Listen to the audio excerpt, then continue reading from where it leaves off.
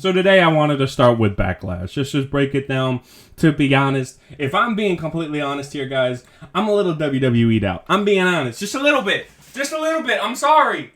All right? It's that WrestleMania slog, whatever the hell Squeedo called it. What was it called?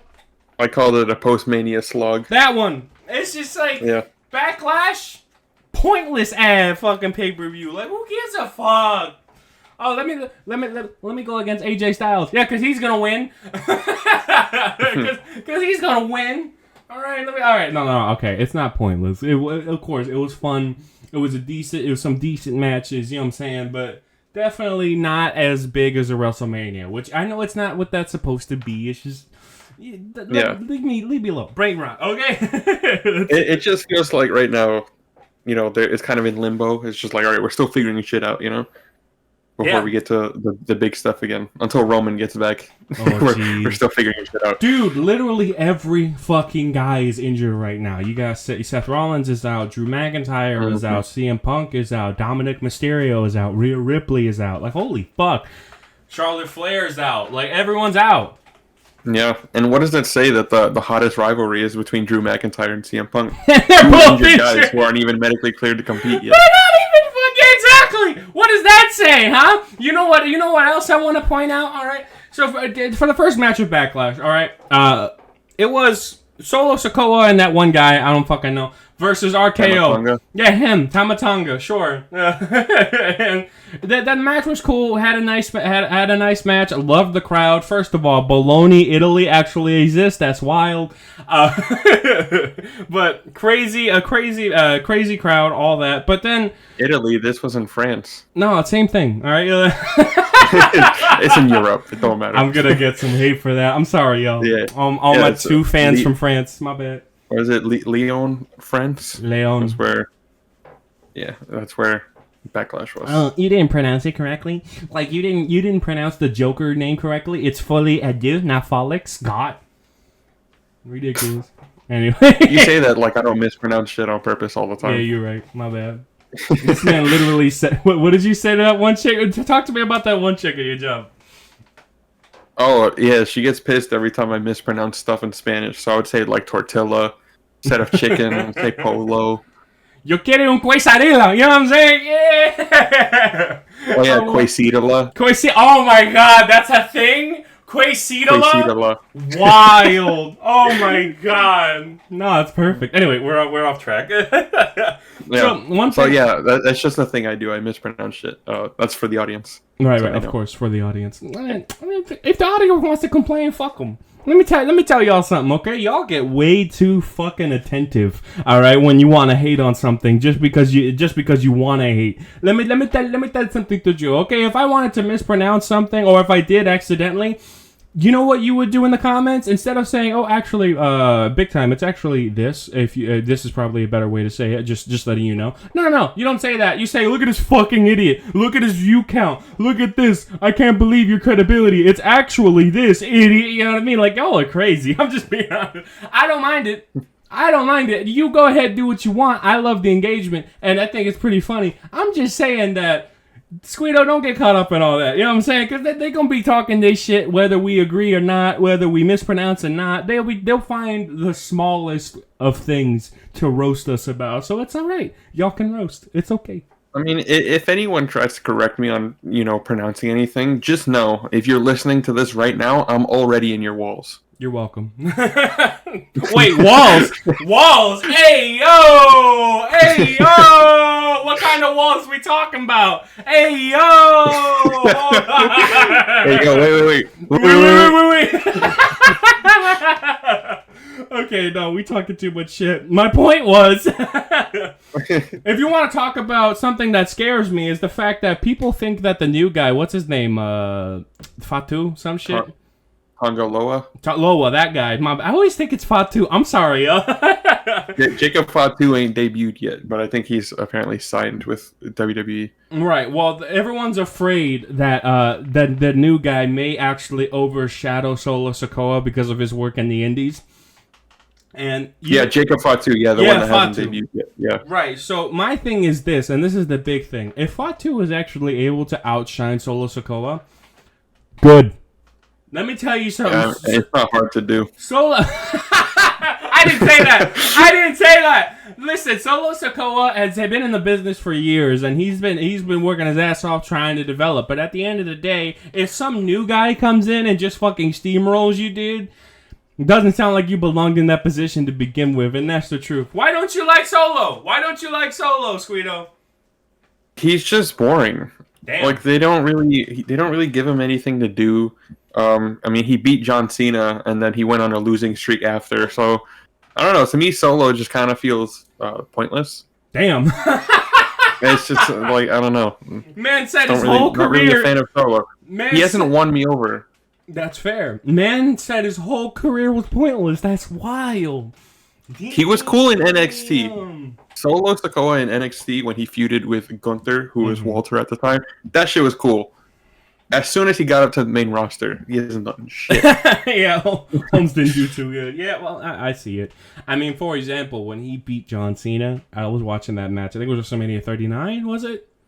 No, that was Crown Jewel. Oh, fuck that Crown Jewel. Jesus Christ. Saudi Arabia. Let me tell you something else about fucking about WWE. This Saudi shit needs to end, all right?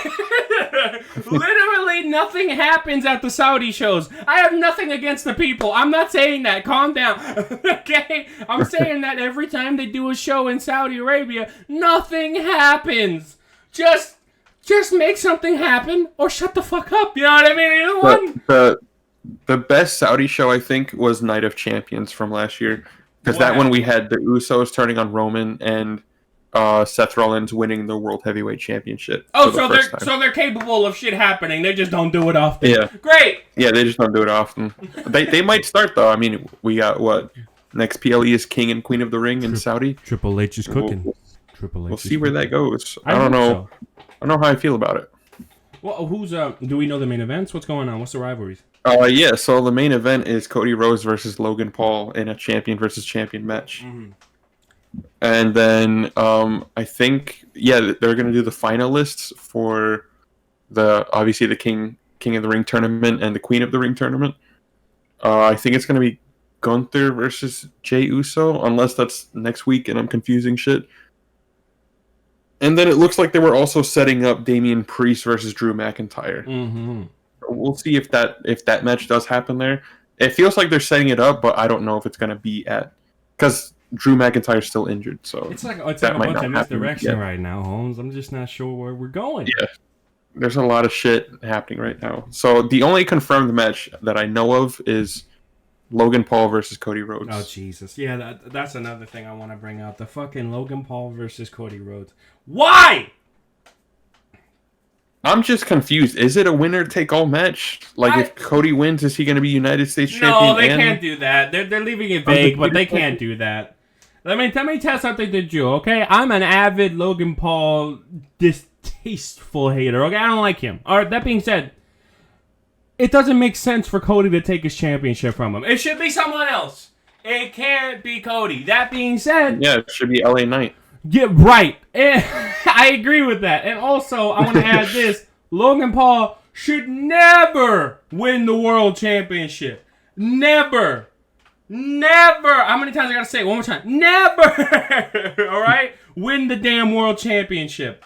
The main reason being, he's a fucking tourist. The Ned's a good performer, but at the end of the day, he's not going to be there for too long. All right? He says he loves the WWE. He doesn't love the WWE. He loves what the WWE does for him.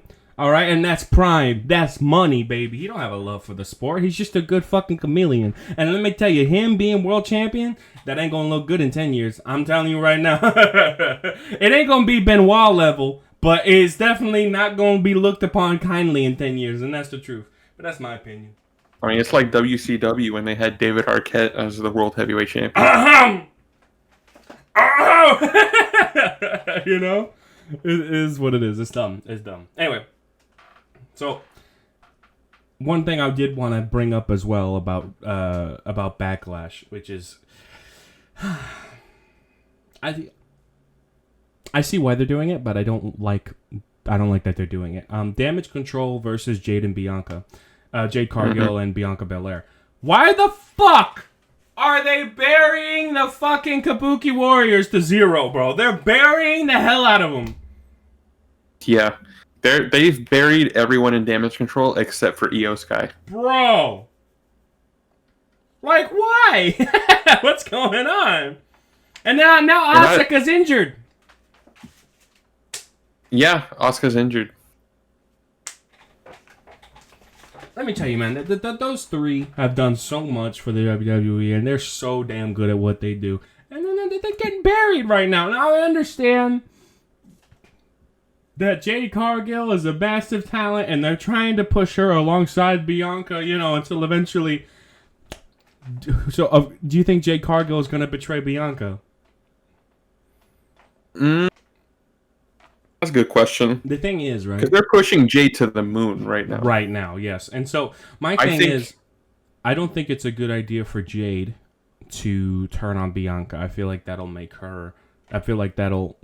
pounce the fans onto her, and that might dampen her career in a way if she can't handle that level of heat, which I don't know if she can. Yeah. I haven't seen her promo work. What were you going to say?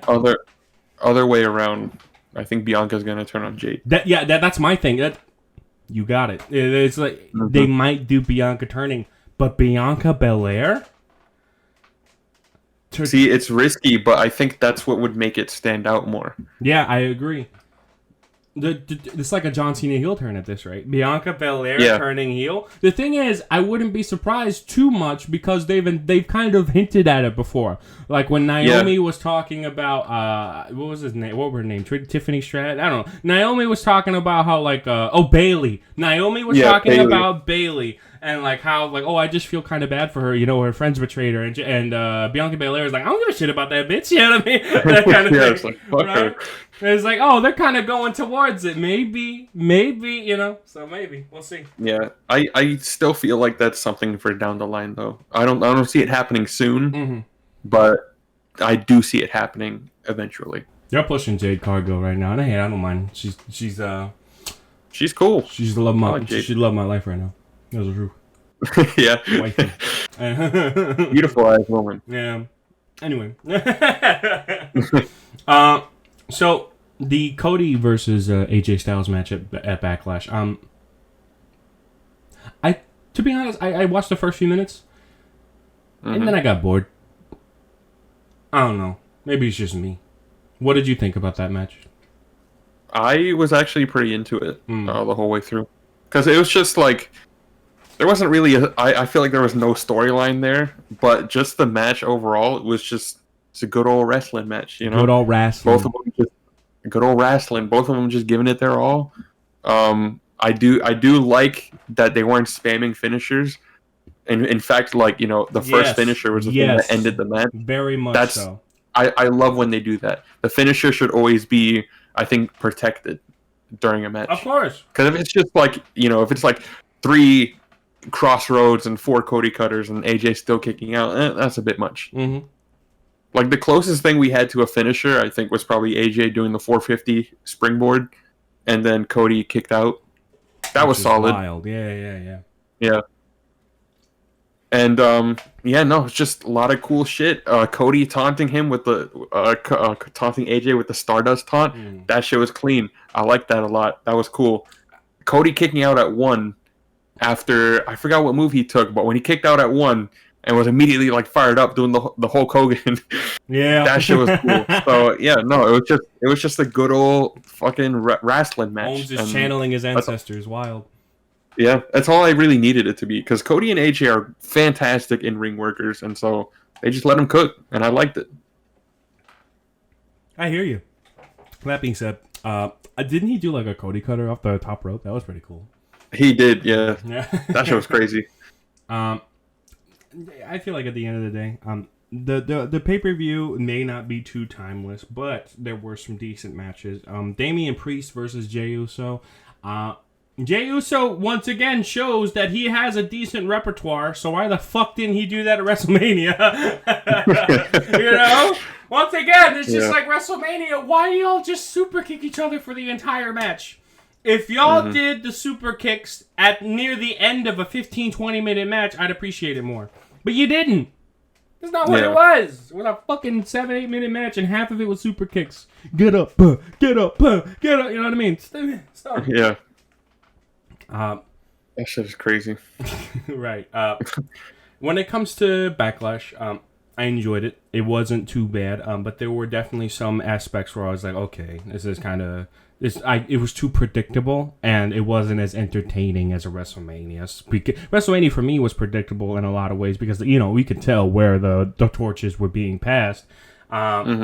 But you still enjoyed it because of the scale of it and how the matches were, once again, the all or nothing approach, where it's like, okay, we got to do the best we can possibly can. Fuck it. You know what I mean? Like, if we get hurt, we get hurt. This is the biggest stage, You don't have that at Backlash. You have okay, we have to make sure we're safe while we're doing it, whatever, right? So it's not as risky and not as depth-defying as a WrestleMania. But it was still decent. Yeah. I enjoyed it. The thing is, for me, is I like when PLEs... when their name kind of ties into like what that show is. Yeah. And my problem with Backlash is that it didn't feel like it's got nothing to do with Backlash. It didn't feel like Backlash. Yeah. It didn't feel like the aftermath of WrestleMania. No, it was just another show. That's how it felt. They didn't continue any storylines. I feel like there weren't really any rematches. Well, I blame the injuries for that. You know what I mean? Like, holy shit. Oh, yeah, for sure. It's ridiculous how crazy like they've had to pivot and they're still being consistent. Yeah, let me give WWE some props real quick. This is the part where haters never get to. So let me give WWE some props real quick, okay? And I'm gonna say this, WWE, the way that you've been pivoting is fucking astronomically godlike, okay? You pivoted for The Rock, and then you started pivoting when people got injured, and you still cooked, bro. It's ridiculous. Mm-hmm. You've been cooking for when CM Punk got injured. Okay, let me be guest commentator, and then I'm gonna sabotage the match. Drew McIntyre got injured. Still, I'm gonna come here cook these guys, make some crazy promos. Como se dice? There's people get injured, you're still able to cook. You're still able to pivot and make a decent enough story to watch. When Rhea Ripley gets injured, what do? You get Liv Morgan. It turns out Liv Morgan's the one who hurt her, which is crazy. He's like, this is perfect. Mm-hmm. So you injured her just like she injured you a year ago. And then you're going to go into the championship, and everyone thinks Liv's going to win. No, Becky wins last second. And now Becky needs to have a feud with Liv Morgan that goes long term. Mm-hmm. WWE is the fucking king at cooking when they don't have the ingredients. It's wild. Yeah. And it also goes to show just how stacked the roster is that they can always find new people to push. Oh, yeah. And just be like, all right, it's like, okay, so this person got injured, storyline's not going to work out. Who else can we use? Mm-hmm. It's like CM Punk got injured. All right, Drew McIntyre's the one that injured him. Let's have him step up and take the match at WrestleMania. And it works within the storyline and for the character. And then now shit with like you said, the Rhea Ripley, it's like, okay, Liv Morgan, the obvious winner, but we're gonna make her work for it, and we're gonna tie it into the storyline. That shit just works. It works so beautifully. WWE just knows what the hell they're doing. WWE knows what they're cooking. All right, they can smell it from a mile away. Triple H. Paul Levesque, that man is just, he's brought the NXT that he used to run to the forefront of what WWE is now. He hasn't lost a step. That man, he knows what he's doing. He knows what he's doing, and it's always so wholesome seeing him talk in a press conference. It really is. So, hey, for sure. That's what I have for Backlash. Not a horrible PLE. I do believe that things will ramp up from here. WWE is in such a good place right now, and I think I can say that truthfully, wholeheartedly. WWE is they're cooking right now. All right. Yeah, I mean Backlash, it didn't amaze me, but it was solid. Yeah, I liked it. It was a good time. All right. That's all I have. Anything else for Backlash or WWE? No, sir. All right.